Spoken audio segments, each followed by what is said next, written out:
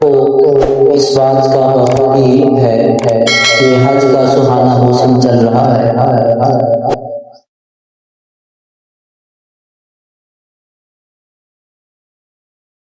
رسول عاشقان بیت اللہ شریف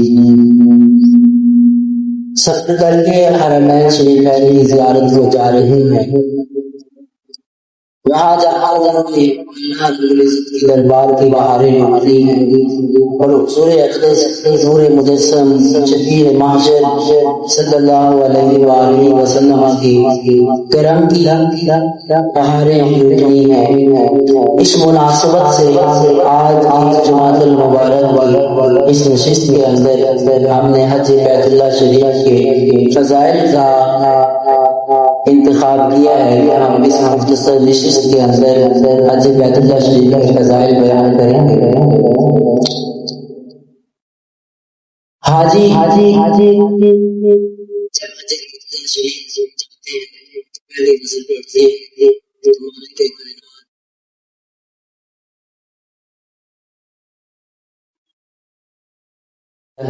اور وہاں حاجی جا کر حج بیت اللہ شریف کا طواف کرتے ہیں، بیت اللہ شریف کا طواف کرتے ہیں، صفا و مروہ کے درمیان سعی کرتے ہیں، آب زمزم کے جام پیتے ہیں، مقام ابراہیم کے پاس نوافل ادا کرتے ہیں اور آخر میں حضور شافع یوم عاشور صلی اللہ علیہ وآلہ وسلم کی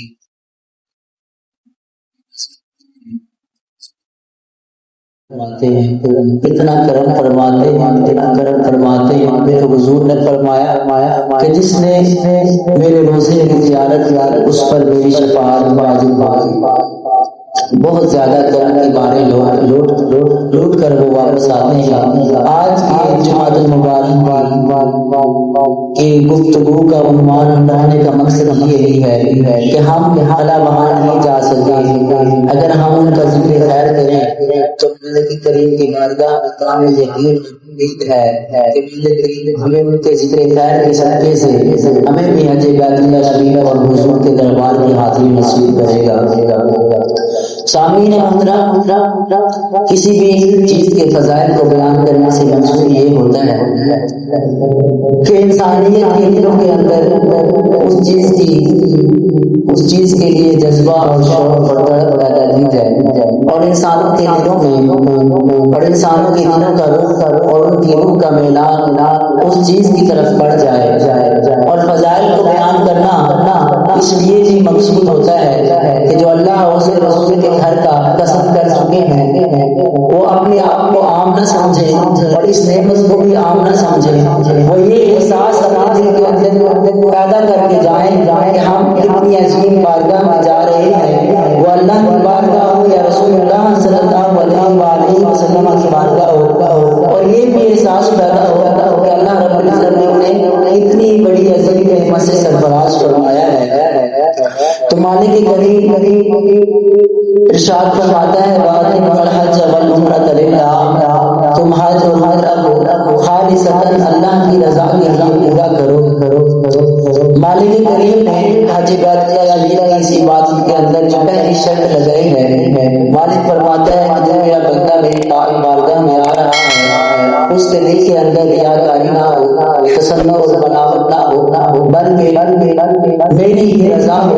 اور اس کے دل کے اندر کسی قسم کی نمود و نمائش نہ ہو، وہ یہ نہ سوچے کہ میں جا رہا ہوں، جب میں واپس لوٹوں گا تو مجھے لوگ اہل محلہ میرے اہل شہر یہ کہیں گے کہ بہت بڑا حاجی ہے، بہت بڑا کام کر کے آیا ہے، اس سے تو دل میں ریاکاری پیدا ہو جاتی ہے۔ تو مالک کائنات نے جو پہلی شرط لگائی ہے فرمایا ہے کہ تم حج اور عمرہ خالصتاً اللہ کی رضا کے لیے کرو۔ میرے نبی کریم رؤوف الرحیم، نبی محتشم، شفیع معظم، سید عالم صلی اللہ علیہ وآلہ وسلم نے ارشاد فرمایا، سیدنا ابو ہریرہ رضی اللہ تعالیٰ عنہ روایت کرتے ہیں، آپ نے فرمایا میں نے نبی کریم صلی اللہ علیہ وآلہ وسلم سے یہ ارشاد گرامی خود سنا ہے، حضور نے فرمایا کہ جو شخص حج بیت اللہ شریف کے لیے جاتا ہے، وہاں حج کرتا ہے، اللہ کے گھر کی زیارت کرتا ہے اور اپنے اس عمل کے درمیان کوئی فحش کام نہیں کرتا، کوئی ایسا کام نہیں کرتا جو اللہ کی ناراضگی کا باعث بنے،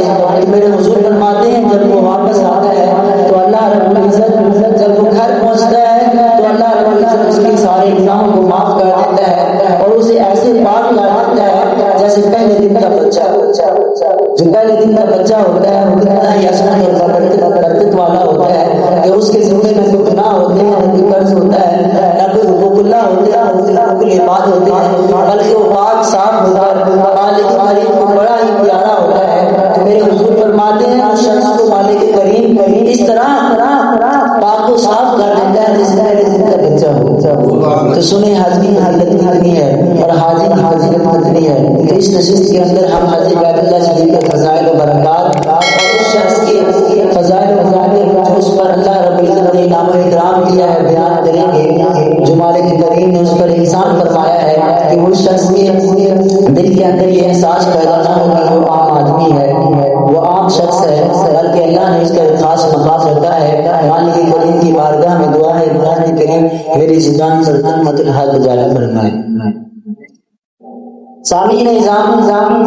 بعض حدیث بات ایسی ہوتی ہیں جن میں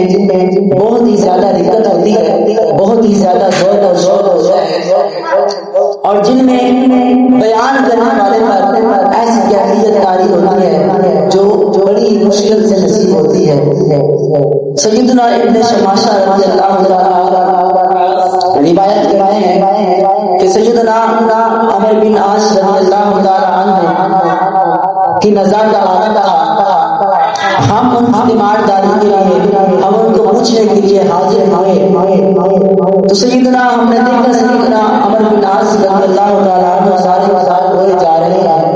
ہم نے عرض کی حضور بات کیا ہے؟ تو آپ فرمانے لگے میں آپ کو ایک بات سناتا ہوں۔ تو ہم نے عرض کی حضور آپ بات سنائیں، تو سنیں یہ جو بات کر رہا ہے کوئی عام شخص نہیں ہے، ایک تو صحابی رسول ہے اور ایک ایسا وقت ہے کہ نزا کا عالم ہے، نزا کے عالم میں یہ بات سنا رہا ہے۔ سیدنا صدیق اکبر فرماتے ہیں کہ جب موت کا وقت آتا ہے نا تو بڑا سے بڑا شرابی، کبابی، زانی اور جھوٹا شخص سچ بولنے لگتا ہے، اس کی زبان پر سچ آ جاتا ہے۔ تو سیدنا عمر بن عاص رضی اللہ تعالیٰ عنہ بولنے لگے اور فرمانے لگے میں تمہیں ایک بات نہ سنا۔ تو صحابہ کرام فرماتے ہیں آپ نے عرض کی جناب آپ سنائیے۔ تو آپ فرمانے لگے جب میرے دل کے اندر اسلام کا شوق پیدا ہوا تو میں حضور اکبر مجسم صلی اللہ علیہ وسلم کی پاک بارگاہ کے اندر حاضر خدمت ہوا، عرض کی یا رسول اللہ صلی اللہ علیہ وسلم مجھ میں اسلام کا شوق پیدا ہوا ہے، مجھ پر کرم نوازی کیجیے، مجھے اسلام کے اندر داخل کیجیے بیعت کر کے۔ تو حضور اکرم صلی اللہ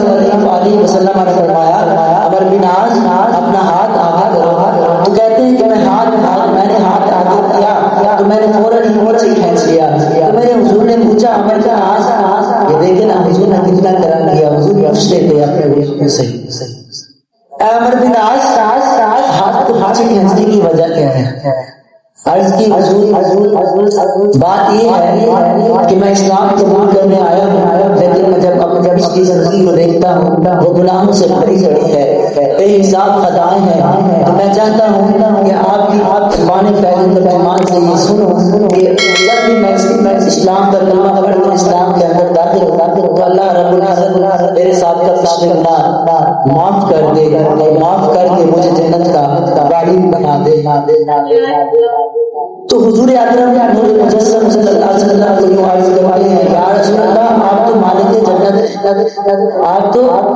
جنت ہیں، ساری کائنات کے مالک ہیں، آپ کے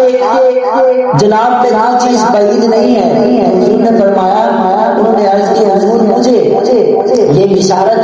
کہ میں اسلام قبول کرنے کے بعد جنت کا حقدار بن جاؤں گا۔ تو حضور نے کیا ہی خوبصورت ارشاد فرمائے ہیں۔ حضور نے ارشاد فرمایا عمر بن عاص کیا تمہیں اس بات کا علم نہیں ہے جو شخص اسلام قبول کرتا ہے تو مالک کائنات کے ساتھ کا تمام گناہ معاف کر دیتا ہے؟ کیا تمہیں اس بات کی خبر نہیں ہے جو اللہ رب العزت کی راہ میں ہجرت کرتا ہے تو مالک کریم اس کے سارے گناہ معاف کر دیتا ہے؟ کیا تمہیں اس بات کی خبر نہیں ہے جب ایک شخص اللہ رب العزت کے گھر کا حج کرتا ہے تو مالک کریم اس کے سارے گناہ معاف کر دیتا ہے؟ یہ باتیں جو ہیں نا نرالی باتیں تھیں، حج کو اتنی اہمیت دیتے تھے صحابہ کرام کہ اپنے نزا کے عالم میں حج کی باتیں کرتے تھے۔ اس طرح کا ایک حدیث پاک ہے سیدنا زازان رضی